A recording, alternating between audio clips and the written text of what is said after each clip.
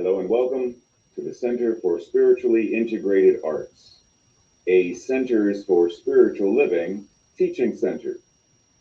I'm Reverend Dr. Raymont Anderson, the founding minister and spiritual director.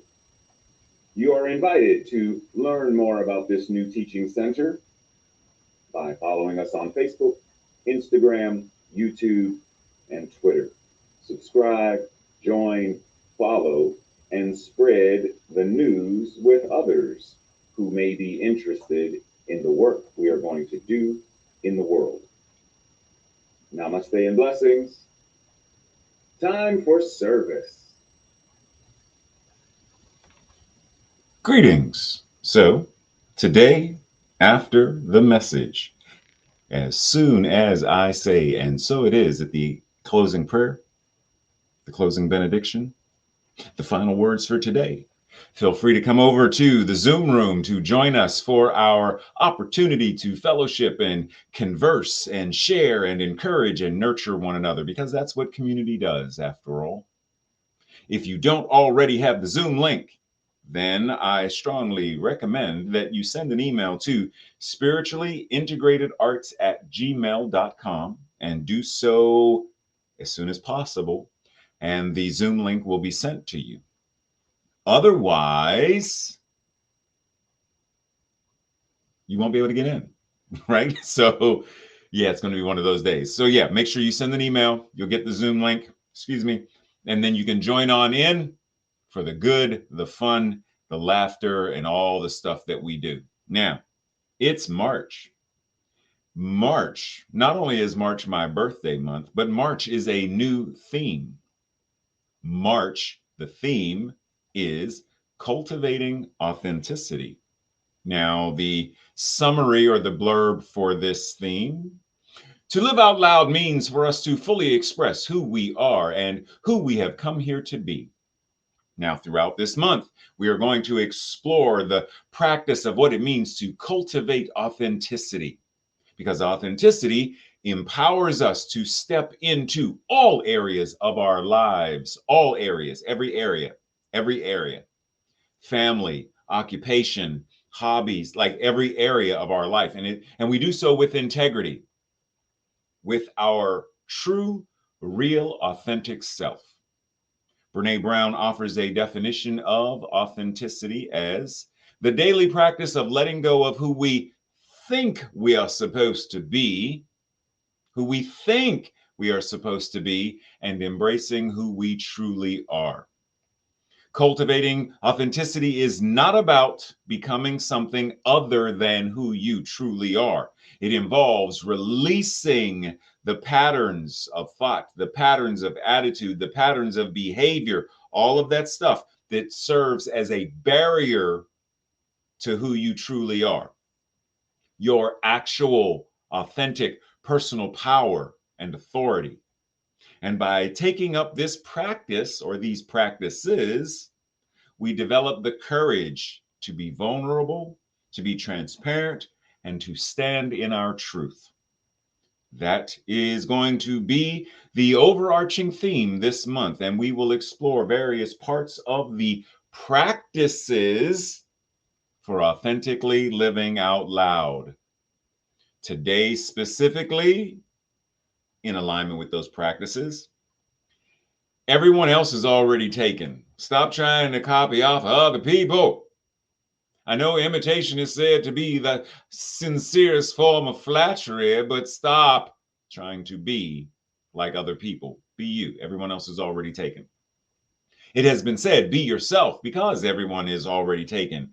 And while we may nod our heads in agreement to this, we find ourselves sacrificing who we are. We sacrifice ourselves in order to fit in, which is different than belonging, in order to fit in and for others to like us and accept us and approve of us.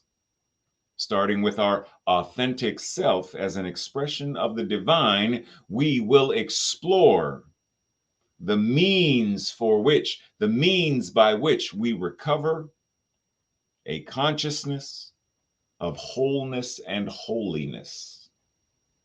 Breathe. So yes, this month is all about being your authentic self, being open and transparent. And yes, what who would I be if I didn't start with, Star Wars? So for those of you who are Star Wars, no, Tracy, not Star Trek.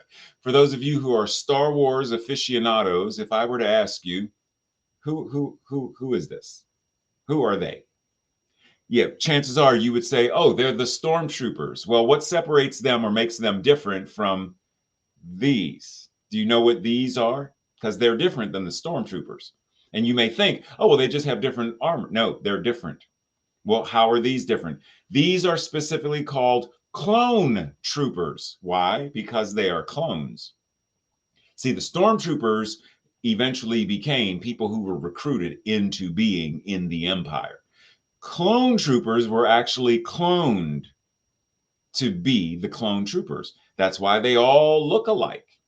And in the animated series, the interesting note is even though the clones are, supposed to look alike, there is a certain batch, the Bad Batch, that don't look like they're supposed to and don't act like they're supposed to.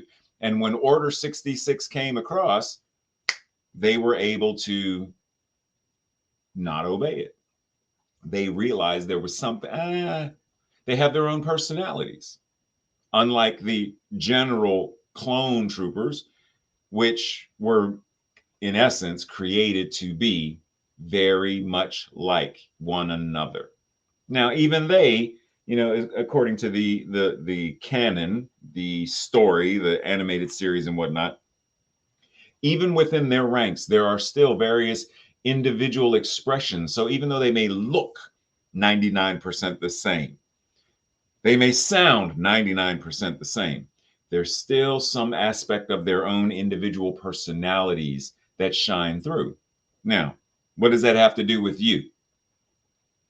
You're not a clone. And as Ernest Holmes says, you are made out of life and from life. You are made. People are made out of life and from life. As effect must partake of the nature of its cause, so people must partake of the divine nature from which they spring, from which they originate. We did not create our nature. We cannot change that inherent reality. We can't change what we inherently are. We are what we are, and we use this nature for better or for worse. We get to choose. You are made out of and from and as this thing called life. It is your divine nature. What do you do with it? As he says, we use this nature. How are you using your nature? This past Wednesday in our Wednesday night Science of Mind discussion group, I gave a homework assignment because there's a part in the extension study course where Holmes says, where he, is referencing the law, and he says, we are encouraged, we are invited to know what it is and how to use it. So do we know what it is? Do we know what our divine nature is? Do we know what the law is, the law of mind and action? Do we know what it is? And do we know what it is to such a degree that we know how it operates and how to consciously use it for better, ideally? Because otherwise we are using it in a less effective manner. We are potentially using it for worse. So this idea of being authentic, allowing your true nature, your divine nature, your inherent nature shine forth, means we have to stop hiding. And we tend to hide in manners that are a demonstration of what it means for us to be inauthentic. Now, if we're talking about authenticity, then the antithesis of authenticity is being inauthentic, which means we are in some ways being fake, false, we are being bogus, we are being phony. We're not being truly in integrity with that divine nature. So, do we know when we are doing so? Do we know when we are wearing a mask? Because if authenticity, as Brene Brown says, authenticity is the daily practice of letting go of who we think we're supposed to be. Then inauthenticity is the daily practice of holding on to who we think we're supposed to be, who we were conditioned to believe we are supposed to be. Inauthenticity is the holding on as the daily practice. Pause. Because in this moment, we get to choose. My daily practice from this point forward is the letting go of who I think I am supposed to be in order to embrace who I truly am. Do I know my divine nature? Because if I don't know it, I don't know where to find it. I don't know where to discover it. If I don't know, then how am I supposed to embrace? That's like saying, I'm looking for someone by the name of Shakuhachi. Well, if I don't know what Shakuhachi looks like, I don't know where Shakuhachi lives, I don't know. I have no idea. Then how am I supposed to ever find Shakuhachi and embrace Shakuhachi? If I don't know what a chakra is, I don't know red, orange, yellow. I don't know the colors. I don't know where their centers are. How am I supposed to open the chakra and envelop the energy and let it? How? I don't know how. So we have to start with, who are we?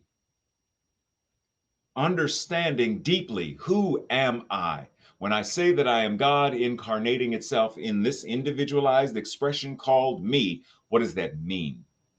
Other than just being words, what does it really mean? And even let's take the divinity part off.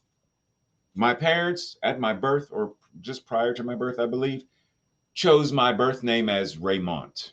Originally, it was going to be Raymond, named after one of my mother's brothers, till he made her mad and she named me Raymont to spite him. Anyway, Raymont. Who is Raymont? Now, Raymont is my name, but is my name who I am? Shakespeare said a rose by any other name would smell as sweet. So if I changed my name to Hikari, am I still who I am? Different name, but am I still who I am? Well, who am I? Right? So if we are going to embrace, if we are going to, excuse me, be and embrace who we are, we have to know who we are. And then we put into place the daily practices of this, that's not me, let it go. That's not me, let it go. That is me, let me embrace it. And it becomes this daily practice. We are given the opportunity to choose, when am I being authentic? When am I being inauthentic? When am I hiding? When am I shielding? When am I putting a mask on? We are invited, almost as if Barbara Walters was sitting down with us and she wanted to, here's the microphone and she's interviewing. Who are you supposed to be? What would you say, Barbara? Who are you supposed to be? Ooh, that's a really good question. But wait a minute. Wait. So what? Where did I get the idea? Oh, I got the idea of who I'm. Okay, I'm supposed to be a good dad. I'm supposed to be a great teacher. I'm supposed to be. Okay, where did I get the idea? From my parents and teachers and culture and society and religion of my upbringing. That's where I say, what now? Who am I really? Barbara, why are you asking me these difficult questions now? Who am I really? Okay, so do you mean in the absolute? In the absolute, I am God. I am the universe expressing. In the individual, I am the universe expressing in, through, and as someone who is creative, someone who is athletic, someone who is intelligent, someone who is, I don't know, an artist. Okay, so I got where you want me to go. Okay. Who are you really? Breathe. Because that's the question, or those are the questions we are invited to ask ourselves. Who are you supposed to be? Where did you get that idea? And who are you really? Now, this is a very, very rare photo from a hospital that shows where each of us were. Oh no, that's a Xerox machine. Exactly. We are not Xerox copies of anything or anyone. We're not. This is not where we were birthed. This is not where we were created. So let's stop trying to be carbon copies of someone else. trying to be like our role models, trying to be like our parents, trying to be like some teacher here, trying to be like some athlete there. Stop trying to be like them and be like, what was it saying? Be like Mike. No, let Mike be like Mike. You be like you. And when people approach you and say, hey, you've changed, remind them, yeah, we're supposed to. We are supposed to evolve and shift. I should not be the exact same person with the exact same beliefs as when I was 5 or 15 or 25 or 37. I should change. We are supposed to. If we are open at the top as consciousness, we are an ever evolving thing incarnating itself as us. That which is the universe is always changing, is always expanding, is always becoming more of itself. And it's incarnating as me. Then on this level, on the as the infinite on the finite, as the macro on the micro, I'm supposed to do that too. I'm supposed to do what my divine nature does. What it does in the absolute, I do in the personal. We're supposed to change. Are you willing to change? Carl Jung says, the privilege of a lifetime is becoming who you truly are.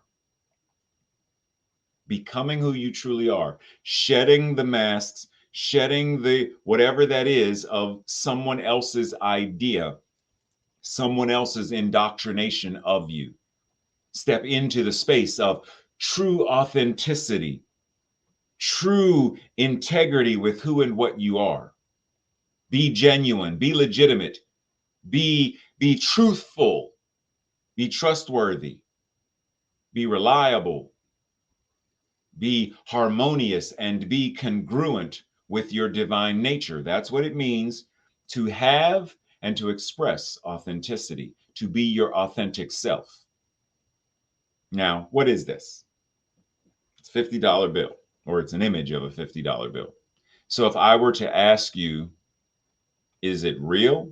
Now, granted, it's an image, so it's not a real $50 bill, but in the scheme of things, you know what I'm asking. Is it real or is it fake? Right? Is it real or is it fake? Is it live or is it Memorex? Now, in order to test this thing we refer to as counterfeit money, inauthentic money, fake money, fraud money, scam money, there's a test.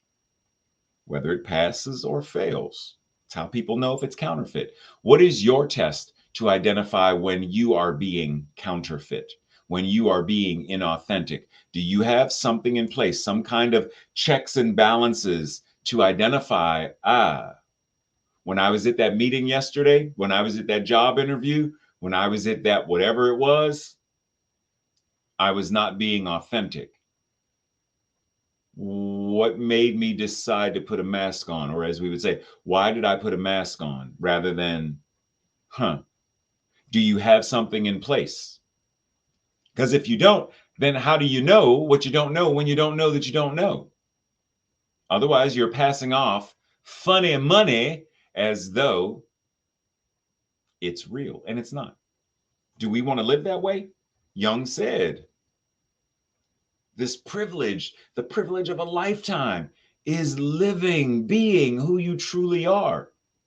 So do we want to pass off something that's fake, inauthentic, or would we rather be authentic?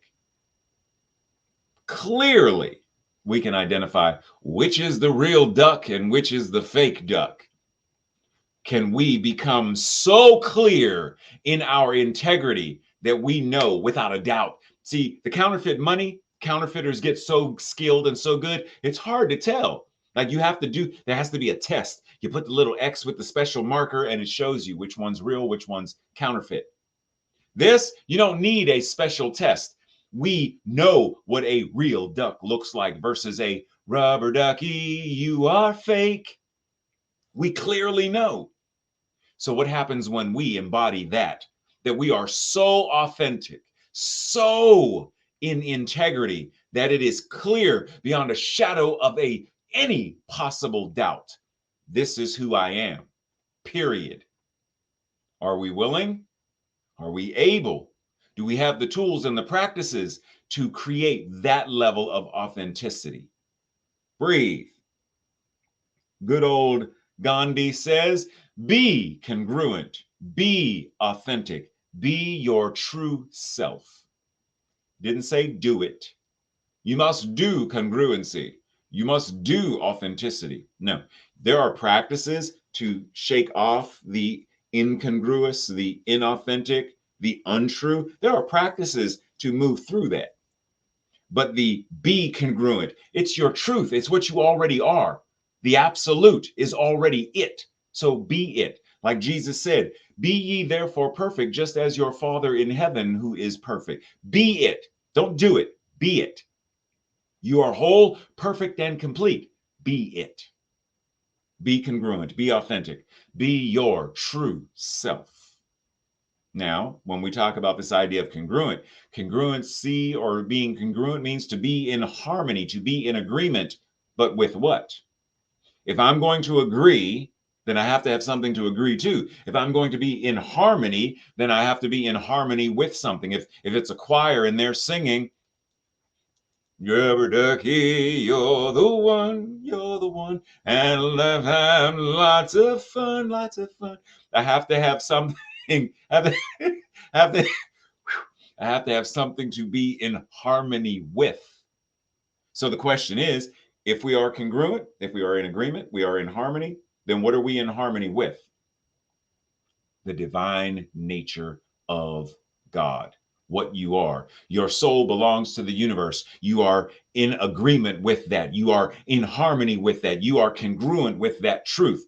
You are the universe incarnating itself as you. Your mind is an outlet through which the creative intelligence of all that is, the entirety of the universe, moves in order to fulfill itself in expression. That is what you are. There is only one mind, and that mind is God. And that mind is your mind now.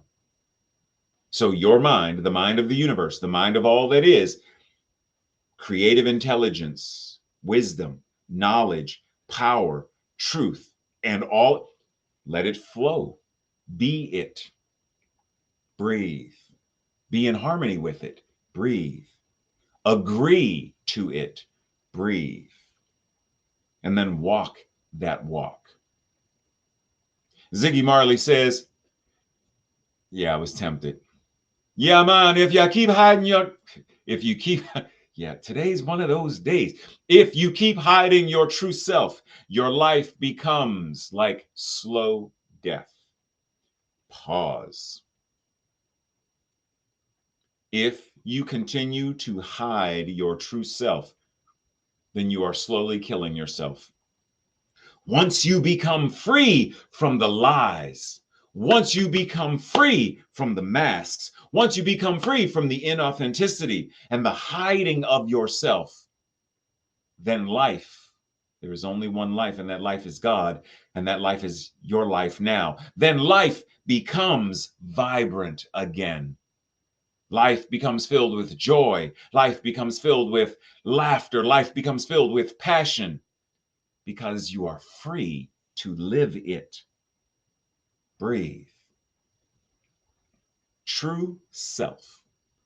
The life within you is God. Whatever is true of God is true of your life. And since your life and the life of God are not two, but one. One. The life within you, the life that is you, is God. Whatever is true of God must be true of you because it is true of your life. There is only one life. And since your life and the one life, your life and the life that is God, are not two, they are one, then what are you invited to be? What are you invited to do? How are you invited to show up? There is only one life, and that life is God. And that life is incarnating itself, showing itself as you, living itself as you right now. So your true self is the divine.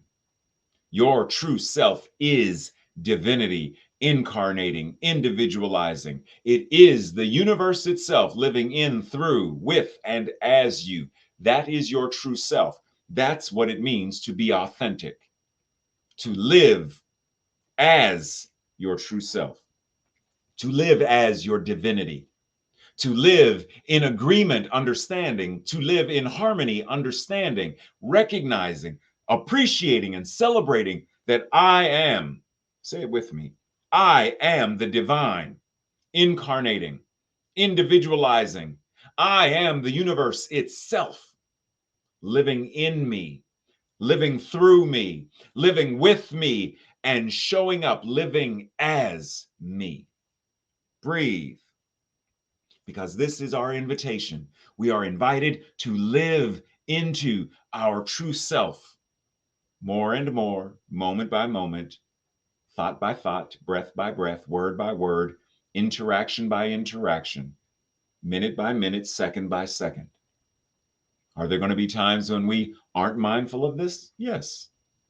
I don't go around all day thinking, don't forget, your name is Ray. Remember, your name is Ray. Ray, Raymont, Raymond, Raymar, what's your name? Raymont. I thought your name was Raymond. What would make you? I don't do that. But it's always there. And anytime someone says, excuse me, sir, what's your name? It's always there. I don't have to, hold on, let me find it. Well, what's my name? My name is, no, that's Mike, Steve. Everybody loves Raymond. Oh, that's right. My name is Raymont. I don't have to go looking for it. It's always there. Is your true self always there? So at any moment, when there is that opportunity, when life asks you, who are you? It's right there. I am divinity in expression. Is that what you were told, or is that what you know yourself to be? At first, I was told. And then I learned, just like my name. At first, I was told what my name was, and I lived into it, and I understood my name. And then I understood what my name means for me. I understand why my mother named me Raymont. I don't claim that. Raymont means, the etymology of Raymont means one who is a mighty, powerful, and wise protector. That's a superhero. That's my name. I claim it as my nature. Our name is our nature. What is your name? God. What is your name? The universe. What is your name? Atman. What is your name? Brahma. What is your name? Om. What is your name? Love. What is your name? Peace. What is your name? I am the infinite that goes by any and all names, that is nameless and yet is the name of everything. I am the absolute, expressing I am that I am, and that is my name. Breathe. That is your true self. Breathe. Ralph Waldo Emerson says, for the soul's communication of truth is the highest event in nature, since it then does not give somewhat from itself, but it gives itself, or passes into and becomes, I should have changed the gender, becomes that man whom it enlightens.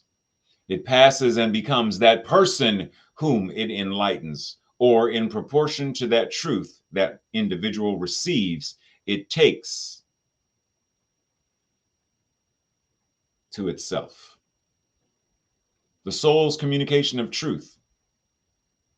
One of our declaration of principles, one of our we believe says, we believe in the direct revelation of truth through our intuitive and spiritual nature, and that anyone may be a revealer of truth who lives in close contact with that indwelling, I add indwelling and all dwelling divinity, the indwelling and all dwelling God. And then we become what we already are, a revealer of truth. So the soul's communication of truth is the highest event that could be. Do you allow your soul to communicate, to enlighten itself, to enlighten you as the incarnation, so that you are able to live, move, and have your beingness as this thing, so that you're able to receive truth. You hear it more resonantly, you live it more audaciously, you read it more clearly, you express it more unapologetically. There is no need to hide or lie or defend or mask or fake. Be open, be authentic, be transparent. Breathe. Brene Brown Courage is a heart word.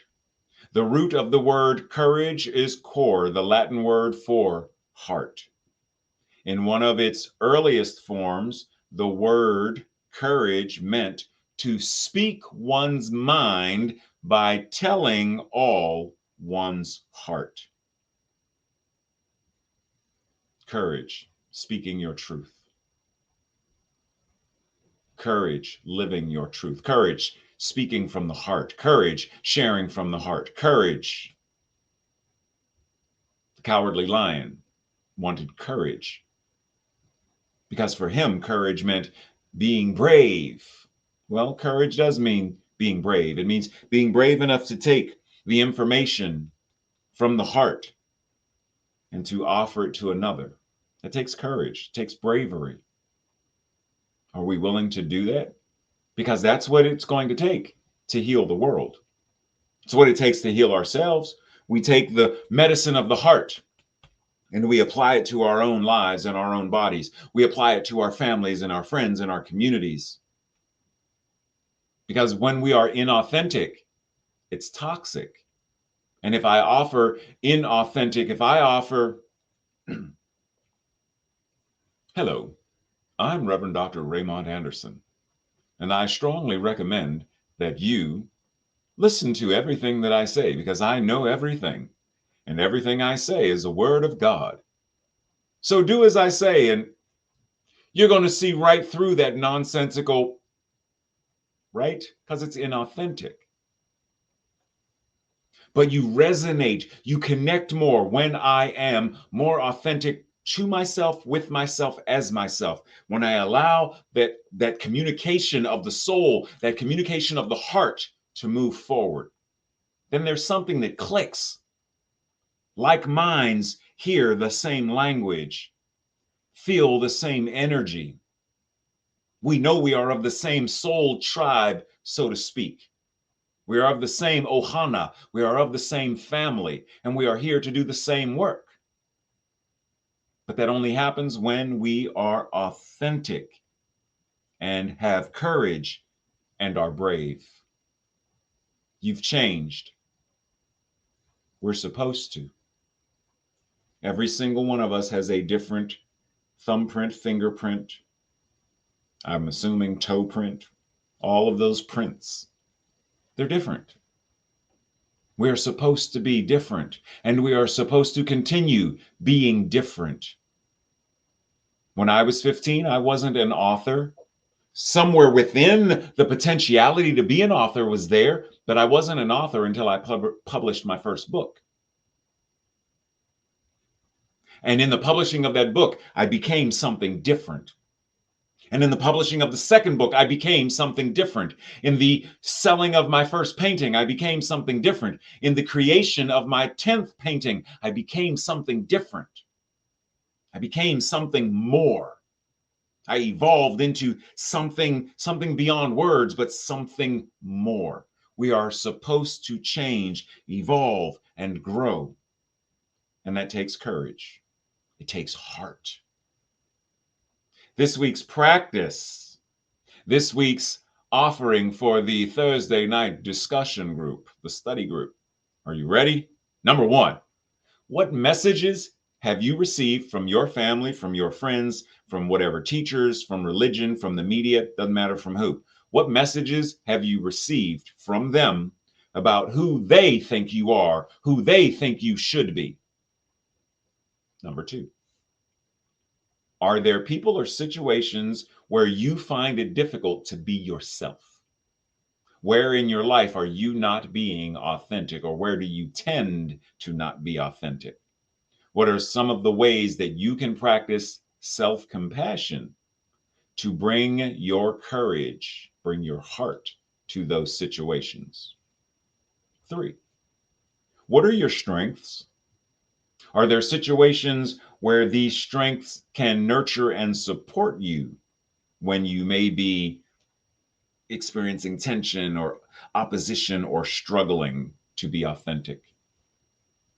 Number four, what spiritual practices help you to access your authentic self?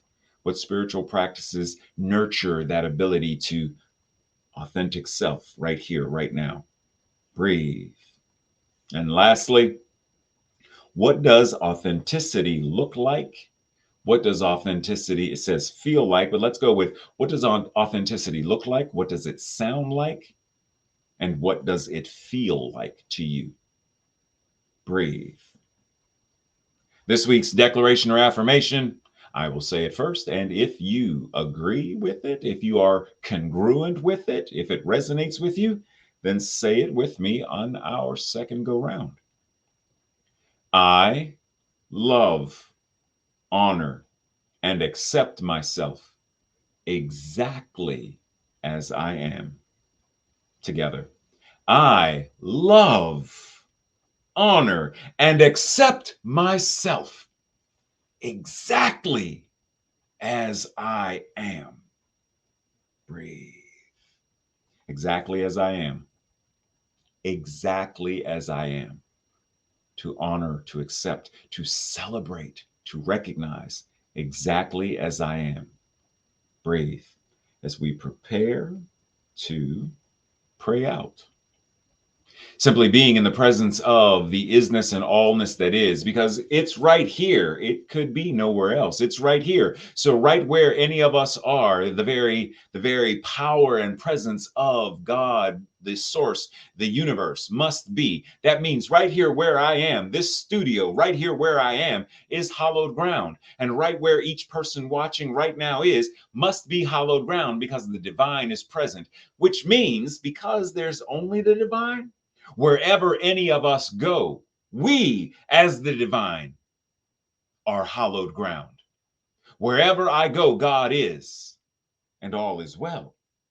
Wherever I go, the universe must be, and it is good. I live, move, and have my beingness as one who is courageous enough to be authentic, courageous enough to be transparent, courageous enough to allow my true self to be the only self that walks the walk, that shines forth, that speaks these words and lives this life.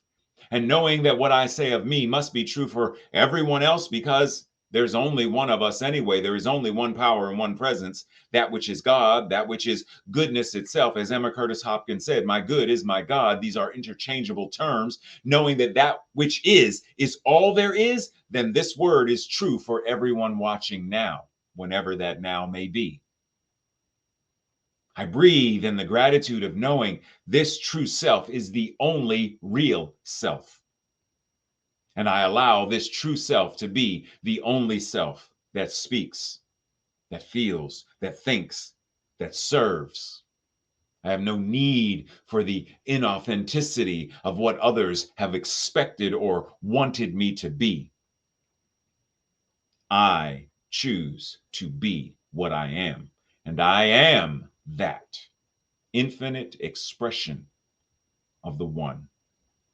I am that I am. And I breathe gratitude. I breathe knowing that as this thing called our Sunday message comes to an end and we prepare to go into our Zoom room to chat, and as we go throughout the rest of our day and the rest of the week, we do so by cultivating authenticity, by nurturing our authenticity, by serving humanity in an authentic, in a congruent, in a harmonious manner. Breathe. Because the law says yes. It says yes to all of it. And because it says yes, then that means it's already answered. It's already done. We already live as answered prayer. And how great and glorious and marvelous is that realization. I breathe and allow this breath to cultivate authenticity. I breathe and allow this breath to be the very demonstration of answered prayer. It is so, and so it is. Namaste, blessings, much love, everybody. I will see you over in Zoom. Go log in.